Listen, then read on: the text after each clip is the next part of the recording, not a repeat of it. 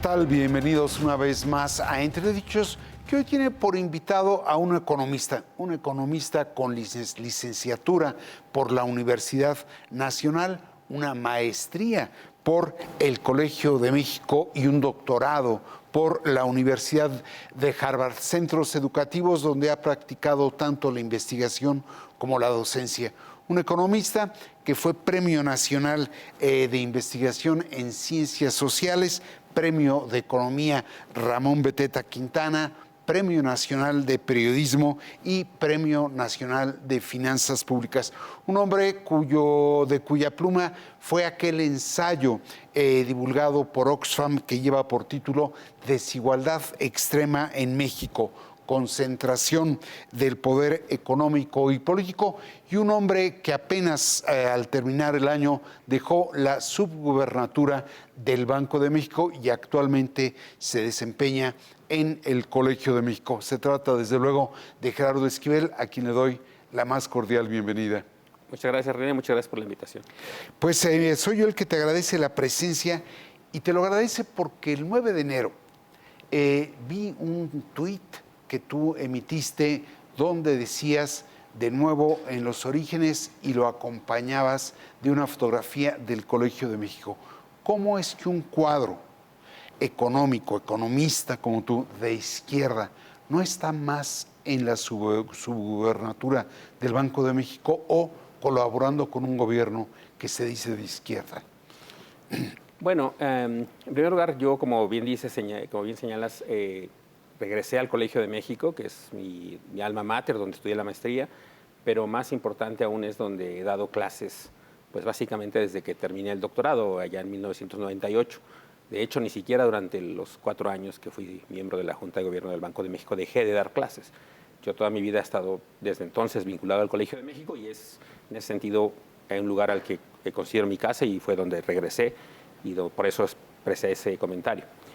No estoy en el gobierno, bueno, primero porque culminó mi periodo para el cual fui nominado por parte del presidente de la República allá a fines de 2018. Yo entré a cubrir una plaza que dejaba el entonces subgobernador Roberto del Cueto, que por motivos de salud se retiró del Banco de México. Él estaba nombrado por un periodo de 8 años que terminaban justo en diciembre del año pasado. Yo entré a cubrir ese puesto, entonces cubrí mis 4 años que me correspondían para terminar el periodo para el cual había sido designado originalmente Roberto del Cueto, y al término de ese periodo podía haber sido ratificado. Hay una serie de requisitos, el principal es el de la edad, pero el presidente decidió no postularme y decidió postular a alguien más, y en ese sentido el presidente me hizo, como fue público de hecho y como él mismo lo dijo, me hizo una serie de propuestas para participar en el gobierno, pero yo lo señalé públicamente también que yo no tenía interés en otra actividad, que a mí me gustaría seguir en el Banco de México, pero que si no era el caso, pues en todo caso yo me prefería regresar a la vida académica y a la discusión pública, que es pues donde yo he participado la mayor parte de mi trayectoria profesional.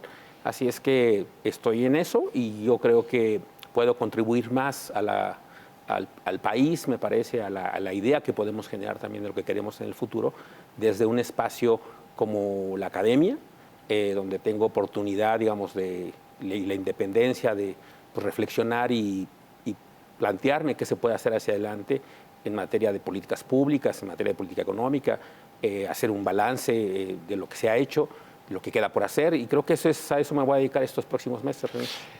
Eres muy elegante, has sido muy cuidadoso de no confrontarte con el presidente, pero es difícil de explicar que no te haya ratificado o propuesto tu ratificación en la subgubernatura del Banco de México.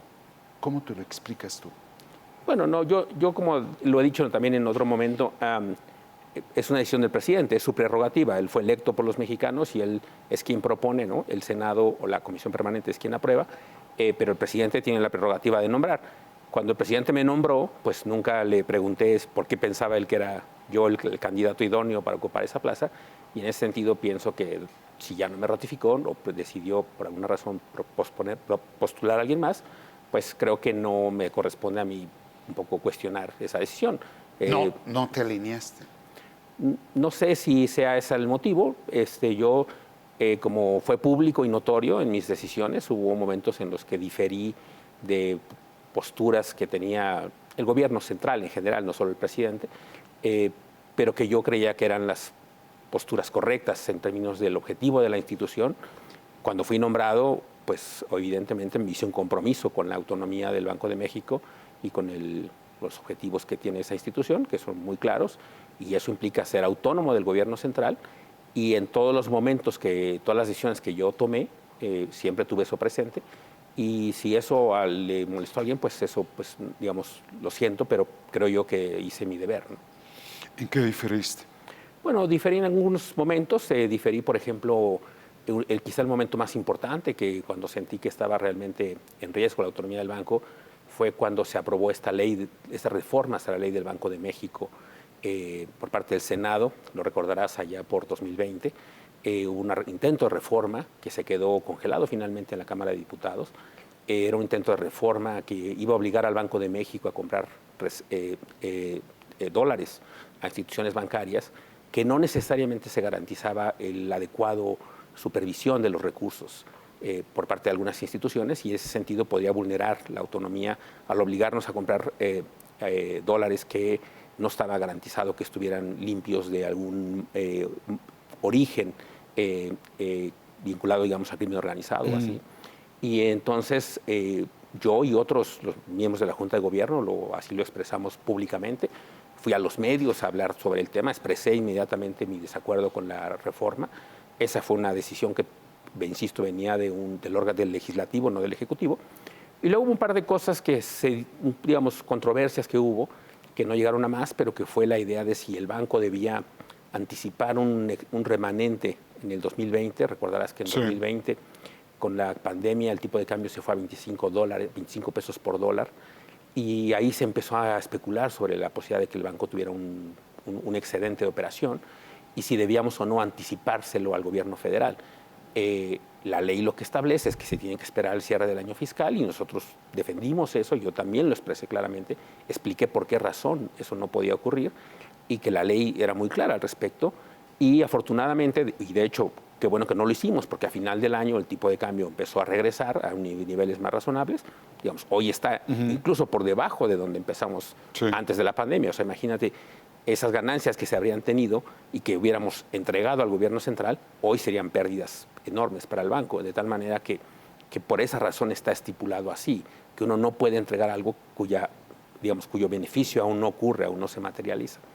Entonces, fue otra diferencia. Y una última diferencia quizá que pudo haber existido, que también fue pública, fue el tema de cuando, con motivo de un mal consejo que le dieron al presidente, le dijeron que los recursos que entregó el Fondo Monetario a distintos países, con motivo también de la pandemia, en forma de derechos especiales de giro, que es un recurso que se le otorga a los países, que eran 12,000 millones de dólares, el presidente, mal aconsejado, yo diría, pensó que se podía usar ese dinero para pagar deuda del gobierno central, y eso es imposible, de nuevo, por ley, ni siquiera es algo que uno quiera o no quiera. Yo lo que dije en su momento fue, la ley establece que ese dinero, una vez que el Fondo Monetario se lo entrega al Banco de México, se vuelve parte de la Reserva Internacional, y como tal, de nuevo está estipulado en la ley, eso no se puede utilizar para pagar la deuda. Es decir, uno puede discutir si está bien o no, pero lo que no puede discutir es que está en la ley. O sea, y yo lo que dije es, eso no se puede hacer. Y me pareció importante precisarlo inmediatamente, porque se empezó a generar, en cuanto el presidente hizo ese anuncio, ese mismo día se empezó a generar un poco de turbulencia en los mercados financieros, y me parecía importante plantearlo de inmediato, una respuesta clara, con sustento legal, de que eso no se podía hacer, para que los mercados entendieran que eso no iba a ocurrir. Y creo que eso ayudó en su momento, pero sí generó evidentemente una crítica al presidente, como tú bien sabes. Ya que recordaste ese pasaje, déjame proyectar algo que dijo el presidente sobre ti, justamente con ese motivo, el 18 de agosto de 2021.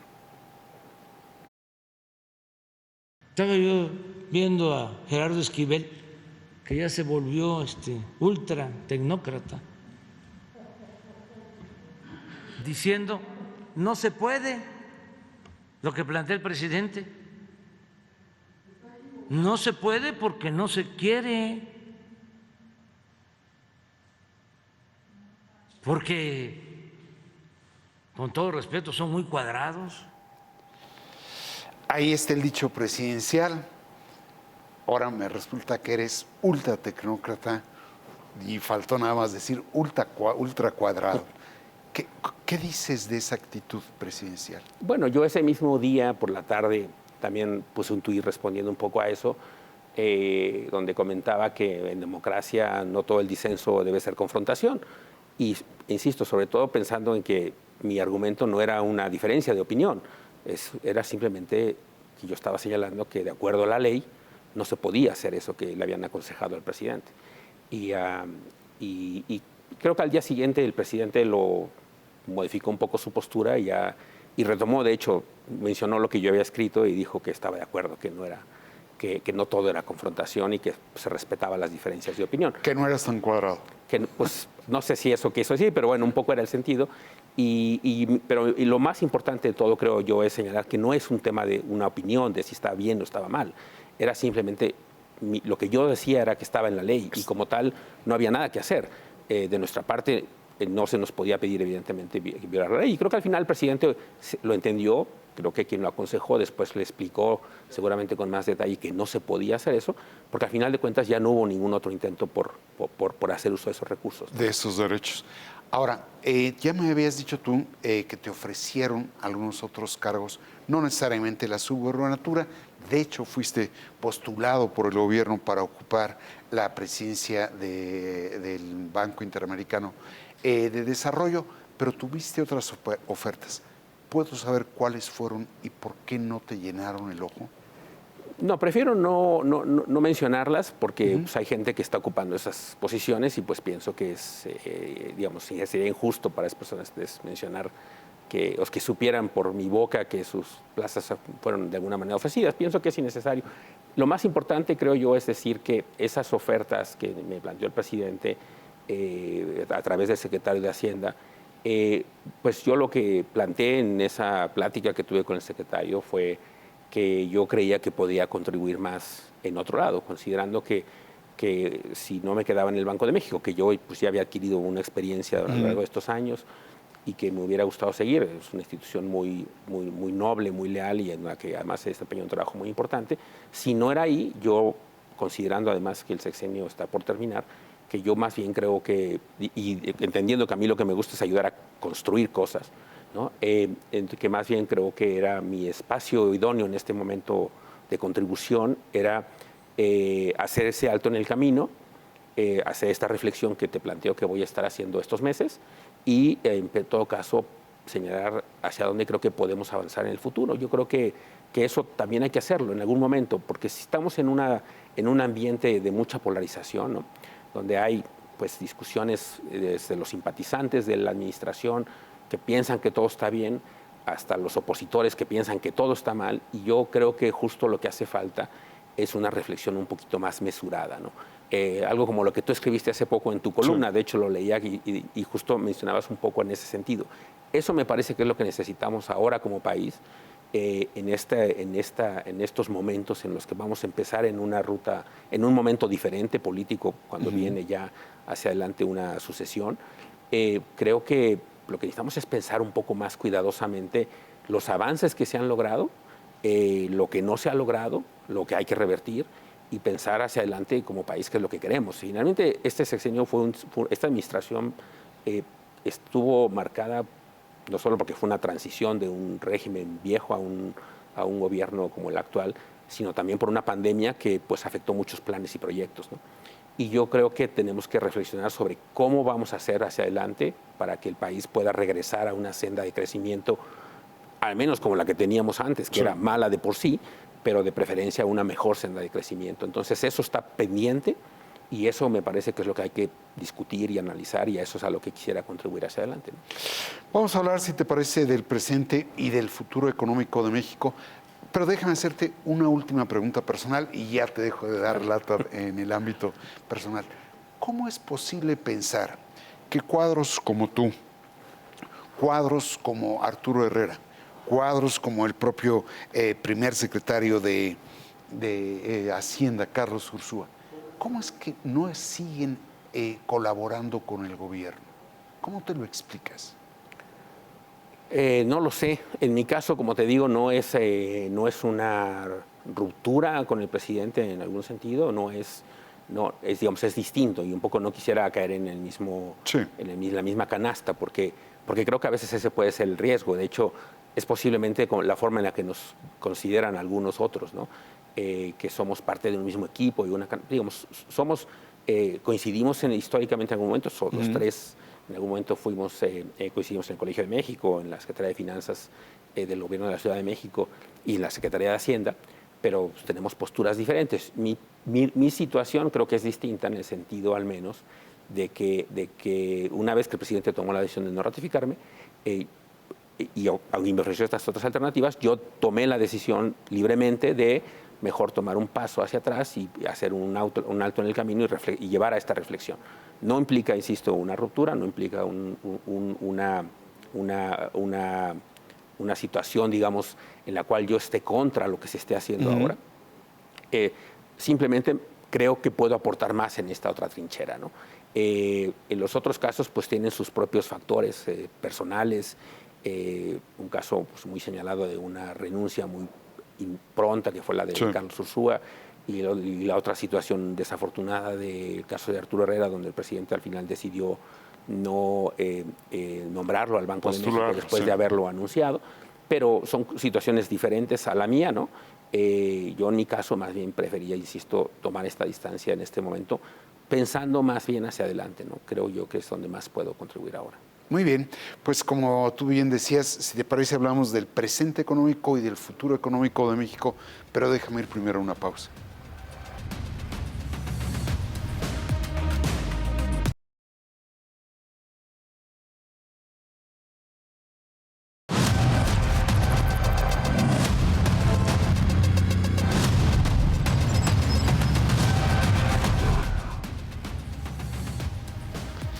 Pues estamos ya de vuelta con Gerardo Esquivel, ex subgobernador del Banco de México y actualmente maestro e investigador del Colegio de México.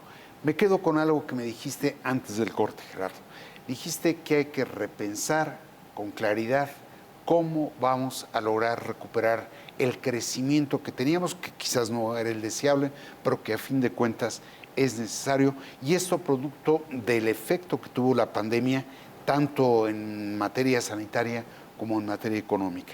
¿Qué es lo que tú ves venir? ¿Cuál sería ese pensamiento para recuperar crecimiento? Mira, yo creo que el país está en una coyuntura particularmente favorable hacia adelante. Creo que esta situación geopolítica en la que están involucrados Estados Unidos, China, pero también otras democracias liberales en el mundo, que ven con suspicacia un poco la situación de China y su avance en ciertas direcciones, ¿no? El tema de la pandemia misma generó también una preocupación en torno a la vulnerabilidad de la economía mundial al depender en exceso de un país. Y en ese sentido creo que esta nueva configuración hacia adelante, en la cual lo que va a ocurrir es una gran relocalización de las inversiones en el mundo, buscando salir de Asia, específicamente de China, pero en general de Asia, y buscar diversificar las fuentes de provisión de insumos esenciales, por ejemplo, los chips, los semiconductores, pero otros insumos también. El principal beneficiario de todo esto podría ser México. Podría ser México siempre, no solo porque tenemos una posición geográfica privilegiada, que estamos junto al principal mercado mundial, al principal mercado económico mundial, sino que además tenemos una serie de acuerdos de libre comercio con Norteamérica, con Europa, con algunos países de Asia. Somos parte de muchos acuerdos comerciales en donde podemos garantizar a los inversionistas condiciones propicias para que puedan venir a México e instalarse y participar en las cadenas globales de valor. Y en ese sentido, el principal beneficiario tendría que ser México. Ahora, para que eso ocurra, necesitamos tener claridad primero de que esa es la ruta y, por lo tanto, de que debemos buscar reducir los posibles obstáculos a ello. Eso implica algunas medidas de política pública también. Eso implica también la necesidad de invertir en infraestructura, pensando en que eso es lo que vamos a hacer, insertarnos en la economía mundial de esa manera. y luego invertir pues, en otras cosas que necesitamos para poder participar exitosamente en estas cadenas globales de valor. Eso implica pues, en formación técnica, en la parte educativa, reducir las diferencias regionales para que el crecimiento también tenga esa naturaleza inclusiva. En fin, una serie de cosas que necesitamos hacer, me parece, pero que necesitamos tener esa claridad de entrada, ¿no? El acuerdo de libre comercio que tenemos con América del Norte, que ahora es el TEMEC, se va a hacer una pieza muy importante y en ese sentido las diferencias que pudiéramos tener con esos países creo que deberíamos tratar de reducirlas al mínimo, si es que se puede. Es normal que existan estas diferencias. Sí, sí. Estados Unidos mismo recientemente tenía una diferencia con México y Canadá respecto a la interpretación que se le iba a dar a la industria automotriz. Fuimos a un panel donde perdió Estados Unidos. Nosotros tenemos una controversia en el tema energético que tendrá que resolverse muy pronto, que ojalá se resuelva de la mejor manera posible para que podamos eliminar esos posibles obstáculos de las relaciones comerciales con Estados Unidos y Canadá, porque eso va a garantizar para todos los inversionistas de todo el mundo, esto no solo para Canadá, Estados Unidos y Canadá, porque una vez que se resuelve este tema, empresas del resto de Europa o de Europa y de otras partes de Asia que quieran venir a México se podrán hacer y eso va a generar una inversión importante que puede generar empleos bien pagados, bien remunerados en el país y eso es lo que va a ayudarnos a crecer.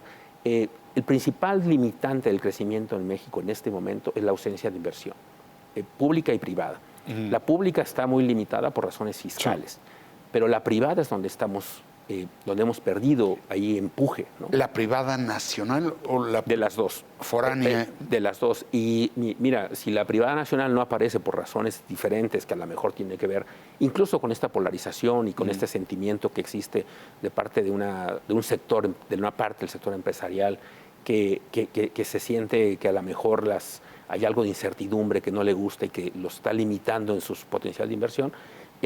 La inversión privada foránea creo que puede entrar, sustituir y convertirse en un mecanismo de arrastre, ¿no? Entonces, tenemos que actuar en esas dimensiones, ¿no? Tratar de atraer la inversión privada nacional y extranjera, pero eso implica, insisto, entender que esa es la ruta que queremos seguir, ¿no? A eso yo. Me quedo con una expresión que tuviste, tener claridad en la ruta. ¿Hay claridad en la ruta en la presidencia de la República? Bueno, yo creo que en este momento el presidente, esta administración tenía otra preocupación inicial y creo que es muy válida y creo que la ha enfrentado de una manera que yo en muchos sentidos coincido, que era una preocupación que yo mismo señalé en su momento, que era una preocupación en términos de la distribución del ingreso y de la desatención que yo también coincido que había hacia amplios segmentos de la población, las personas más vulnerables y en las regiones más vulnerables. Esta administración creo que se ha dedicado a eso y me parece bien, creo que es una buena decisión porque ya no podíamos continuar como estábamos, es decir, ya no podíamos continuar con un salario mínimo como el que teníamos antes, no podíamos continuar con una pensión universal tan baja como la que teníamos antes, no podíamos continuar con la ausencia de inversión en el sur-sureste del país que estaba haciendo que las desigualdades regionales se expandieran y en ese sentido creo que esta administración tuvo esa visión y creo que comparto y que creo que está bien que se avance en esa dirección. Tuvo la mala fortuna, como ya mencioné, de que vino la pandemia y eso afectó enormemente muchos proyectos. La situación económica se perjudicó, hubo no solo las pérdidas de salud y vidas humanas, que es muy lamentable, sino también todo este deterioro económico. Ahora, pero ese es un momento de transición que necesitas empezar a hacer algo al respecto, pero una vez que haces eso, luego lo que necesitas hacer es pues que el beneficio empiece, que la economía empiece a crecer, ¿no? No por regresar al viejo discurso de que necesitas crecer para luego distribuir. No, creo que necesitas crecer de una manera incluyente, de una manera bastante más armoniosa de como lo habíamos venido haciendo. Creo que se han sentado algunas bases importantes en esa dirección, pero sí creo que ahorita lo que más nos hace falta es crecer. Este sexenio, incluyendo las posibles estimaciones que se tengan hacia adelante, va a ser un sexenio con nulo crecimiento y posiblemente en términos per cápita incluso con decrecimiento. Y eso es preocupante porque pues, al final de cuentas lo que quieres es que crezca el ingreso de todos los mexicanos, ¿no? Se ha hecho algo, insisto, en la parte baja para minorar el impacto negativo de esta situación, pero creo que hacia adelante no nos queda de otra más que crecer. O sea, no podemos reducir la pobreza si no crecemos. Los programas sociales ayudan a mitigar, digamos, el costo social de la pobreza, ayudan a ser menos vulnerables a los pobres, pero no los está sacando de la pobreza. Resuelve. Sí. Tenemos que crecer para que eso pueda ayudar eventualmente a que mejoren las condiciones de vida de todos los mexicanos, ¿no? Tú eres especialista en desigualdad, justamente. ¿Tú ves que ha logrado el gobierno reducir la desigualdad social que hay? Mira, vamos a ver los números. Las cifras aún no podemos. Las cifras más recientes que tenemos son las de 2020. La encuesta que nos ayuda a medir eso es cada 2 años, 2020, 22 y 24. La del 20, desafortunadamente, pues tocó en medio de la pandemia. Entonces, las cifras que hoy conocemos de 2020 no son positivas. Yo creo que cuando conozcamos las cifras de 2022, que se conocerán hacia la segunda mitad de este año, las cifras empezarán a mostrar mejores resultados. Creo que la desigualdad se ha reducido en algunas dimensiones, porque es cierto que el aumento del salario mínimo ha sido muy importante y eso ha ayudado a millones de mexicanos a que mejoren sus niveles de ingreso, particularmente en la parte baja de la distribución. La reforma al outsourcing también ha permitido que muchos mexicanos que estaban ausentes de recibir beneficios laborales ahora los reciban, y también se han incorporado millones de mexicanos en ese sentido a recibir algunas prestaciones que antes no recibían. Y luego la distribución regional de la inversión que está ayudando al sur-sureste del país también va a tener un efecto de reducción de la desigualdad. Yo creo que al final de la administración sí vamos a encontrar mejorías en la desigualdad, porque esas medidas sí han sido importantes y sí van a incidir. Hay otras cosas, decisiones que se tomaron que quizá no están contribuyendo suficiente a reducir la desigualdad. Te voy a mencionar un ejemplo. El tema de la pensión universal. Cuando estaba en sus inicios contemplado la pensión universal, es paradójico, porque la pensión universal lo que quiere decir es que es para todos, pero dentro de todos había unos que lo necesitaban más que otros. Y se decidió darle de inmediato a todo el mundo.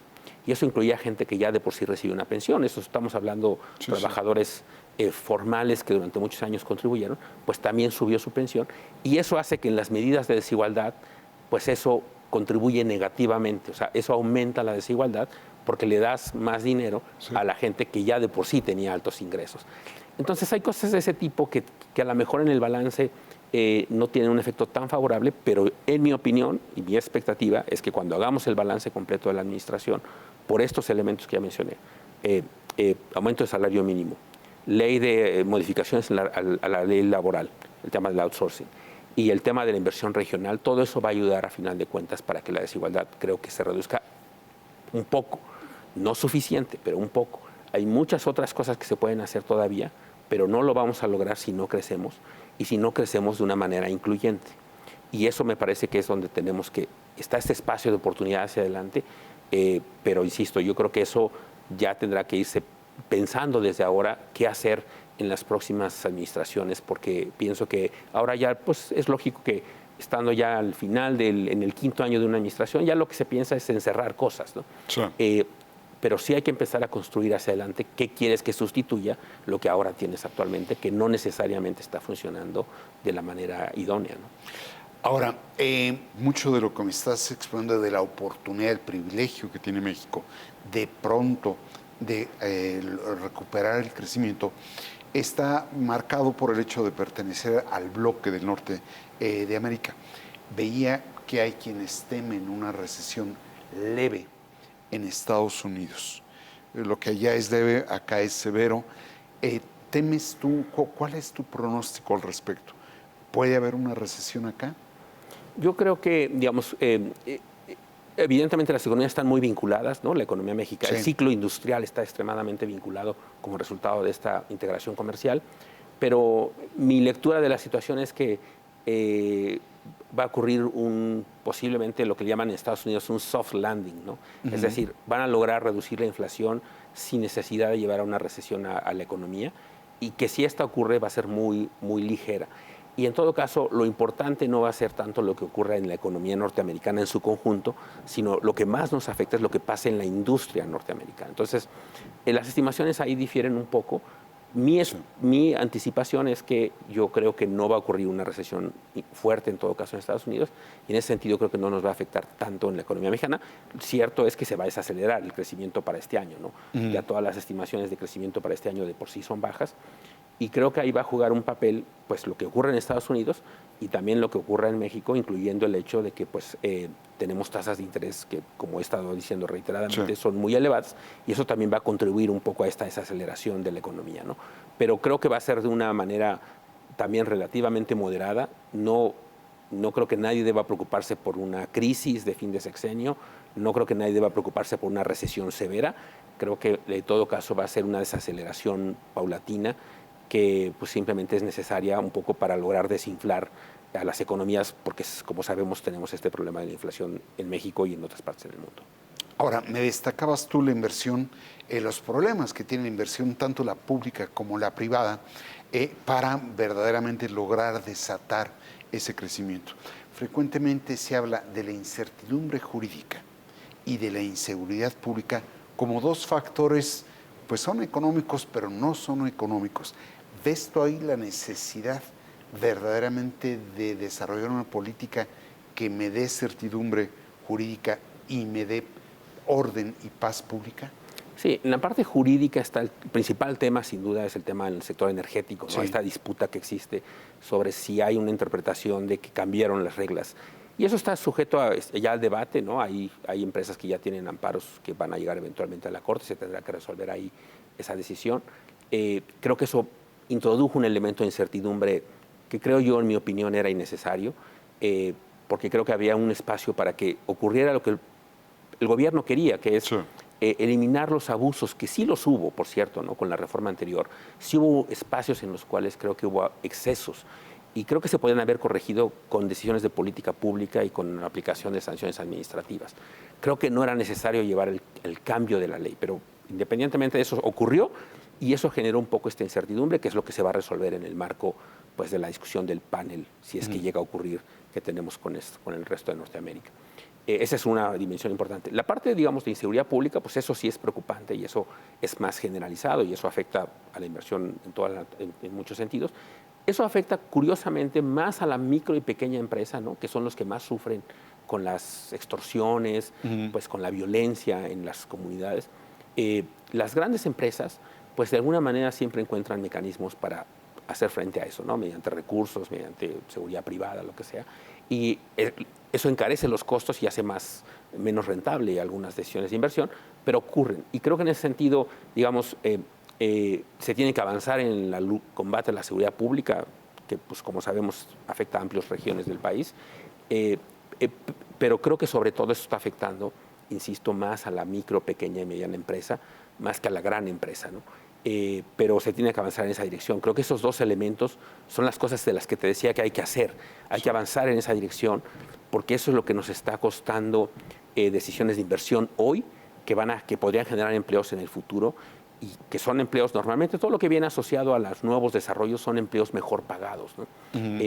Y eso es lo que quisiéramos seguir atrayendo y atraer mucho más hacia adelante, porque eso es lo que va a generar esas oportunidades para los mexicanos en esas regiones. Hay algunas regiones que no se han detenido, ¿no? Zonas del Bajío, por ejemplo, siguen creciendo muy rápido, sigue llegando la inversión extranjera, pero hay otras zonas que sí están siendo afectadas por la inseguridad pública y por la inseguridad jurídica. Entonces creo que ahí es donde tenemos que avanzar, tenemos que invertir en infraestructura para que el país se pueda convertir realmente en un polo de crecimiento por la vía del sector externo. En fin, esas cosas son lo que creo que tenemos que discutir, cómo hacerlo y tener la claridad, insisto, de que eso es lo que queremos y que creemos que esa es la ruta. Que ese es, me parece, lo que no necesariamente siempre ha estado del todo claro, si eso es lo que queremos hacer o no. Muy bien. Pues yo te agradezco muchísimo la disposición. Verdaderamente eres un cuadro que respeto, Gerardo. Te agradezco mucho. Como, desde luego, le agradezco a los seguidores del financiero Bloomberg TV el hecho de acompañarnos aquí en Entredichos. Muchas gracias.